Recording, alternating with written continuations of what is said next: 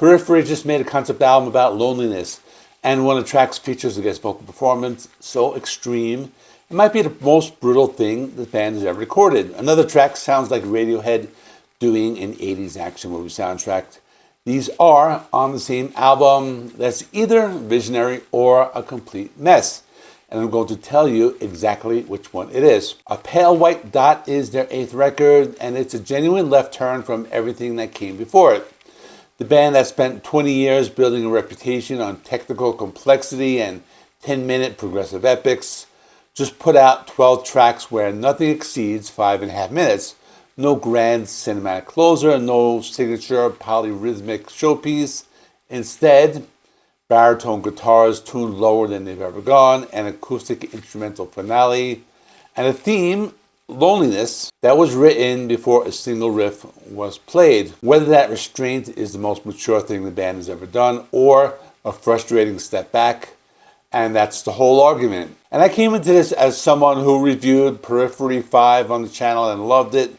So I had a real baseline to compare against. My verdict is going to surprise some of you. Stick around for the track breakdown, especially because there are 2 songs on this record that are complete opposites of each other, and both of them tell you everything about where this band is right now.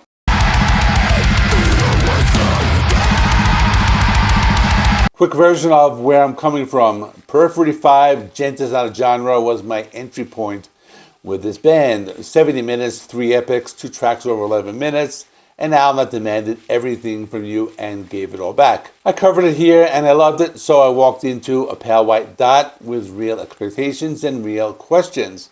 What happens when one of the most technically ambitious bands in the genre decides to simplify? Do they lose what makes them special, or do they find something new? I've got an answer, but it's not a clean one, because this album has real problems alongside its genuine strengths. I'm going to give you both honestly, and then we're going to go track by track through all 12 songs. Let's start with what Periphery got wrong, because once you understand the flaws, the parts that work hit even harder. The biggest issue some listeners are going to have with this album is that Periphery is clearly and deliberately holding back. The technical complexity that define their catalog, those impossible polyrhythms, those labyrinth song structures, the 10-minute cinematic closers, most of that's all gone. No track exceeds 5 minutes and 18 seconds. For longtime fans who came for the intricacy, that restraint can feel like a step backwards. The album also has what I describe as an unnatural flow in places. The songs are so varied in style. You go from pummeling extreme metal to something that sounds like an 80s exercise class soundtrack within the same track list. And the transitions don't always land smoothly. It can feel at times like a collection of individually interesting songs rather than a cohesive album, even with a thematic thread tying them together. But here's the thing, for every real flaw in the record, there's a moment that completely justifies the whole experiment. And one of those moments might be the heaviest thing this band has ever put on tape. But then there's Black Wall, and I'll get to that more in the track breakdown, but that song is going to divide people. And the closing acoustic instrumental, while I personally appreciate it, will feel anticlimactic to anyone expecting this band's signature cinematic finale.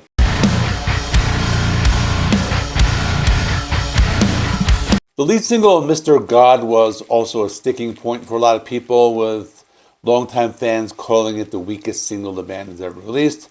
I don't fully agree with that, but I understand it. Here's where it gets compelling. When this album decides to be heavy, it is apocalyptically heavy. Subhuman, featuring Will Ramos of Lorna might be the most extreme thing Periphery has ever recorded. Drop A-sharp tuning, deathcore style breakdowns, and Ramos delivering one of the most deranged guest performances you'll hear on a metal record this year. It is genuinely shocking coming from this band, and I mean that as a compliment. And beyond the heaviness, there's a storytelling ambition on the record that I didn't expect at all, including a track about a sentient AI and another one about an abandoned Victorian house. I'll break those down when we get to the track list. The thematic depth here is also something worth taking seriously. Every track explores loneliness from a completely different angle.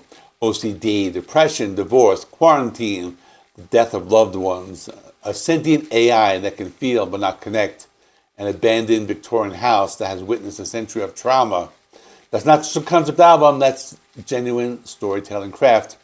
And Spencer Sotelo's vocal performance across all of it is exceptional. The range this man has is clean, soaring, screaming, and delicate, and he uses all of it here in the earned every moment. The triple guitar setup of Misha Mansour, Mark Holcomb, and Jake Bowen continues to be one of the most formidable combinations in the genre.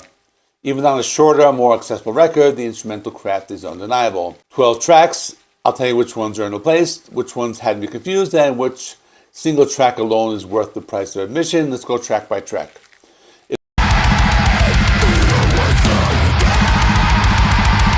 It opens with Obsession, opens with a strange futuristic sound. It genuinely rewards headphone listening. Melodic vocals build over layered textures. Then about a minute in, explodes into full extreme metal before snapping right back. Those abrupt shifts are doing something deliberate, representing the chaotic mood swings of OCD. It ends heavy and pummeling. The second track, Talk, has heavy Djent riffs right out the gate, rapid time signature changes, chaotic energy. It bounces between soft ambient passages and commercial metalcore choruses, often without warning. A lot going on, not easy to digest on a first listen, but there's real depth here.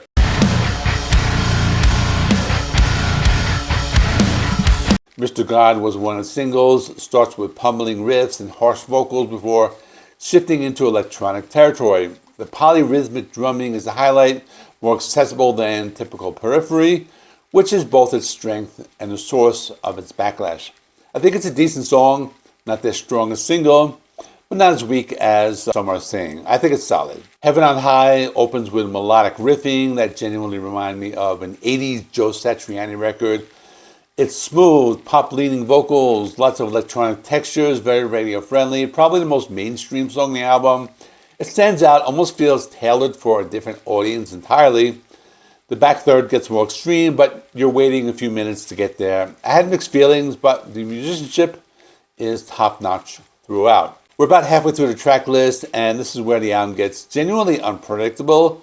Track 6 in particular is something I wasn't ready for. But before I talk about it, let me talk about track 5, Unlocking. This opens like a commercial pop track, and then the Djent kicks in around the 15-second mark. Another one with that bipolar structure, swinging between polished accessibility and moments of genuine extremity. The second half gets heavy. It works better than it has any right to. And now we get to Subhuman, featuring Will Ramos. This is the heaviest thing on the record and possibly the band's entire catalog. Complex bass work, intricate guitar riffs, apocalyptically low chugs, and Will Ramos doing exactly what Will Ramos does, which just sounds like something that escaped from a nightmare. If you needed proof this band hasn't gone soft, this is Exhibit A.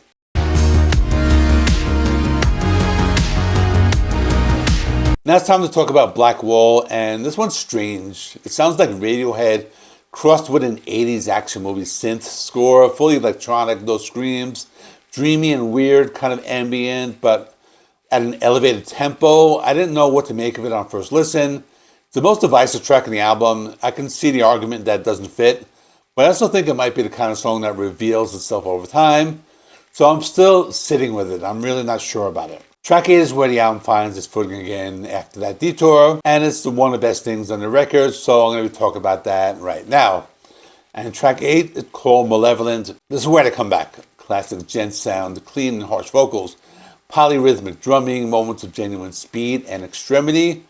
This is one of the most Periphery sounding tracks on the whole album, and after Black Wall, that return to form lands hard. The vocal variety and guitar complexity are both highlights.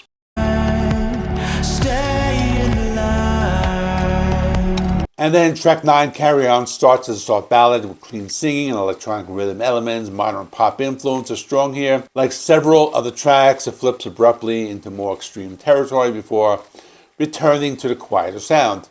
The bipolar structure is a recurring feature on the album, and this is one of the clearer examples of it. And then track 10, Neon Valley, heavy, light, dynamic again, but with more standard rock structure than most of the album. Cleaner, more accessible. They're simplifying intentionally here, and it works.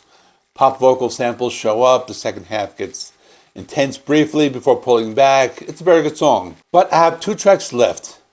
And by the way, this album ends either going to feel like a bold artistic statement or a total letdown, depending on who you are, and I'll tell you where I land with this.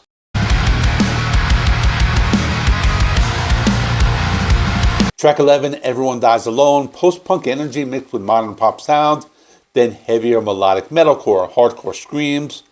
Genuinely catchy, despite its subject matter, the lyrical concept that when people die, they're completely alone and no one knows what's waiting for them on the other side. It's heavy in every sense. The guitar solo is one of the album's best moments, so I really like that song.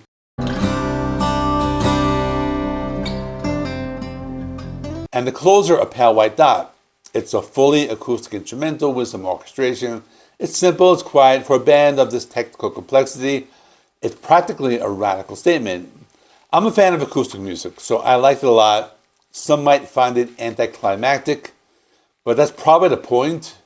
The emptiness is the ending. So now for my final thoughts and score, and I'm giving you a number with a caveat that I think is actually more honest than most reviews you'll read about on this album. So where does all this land?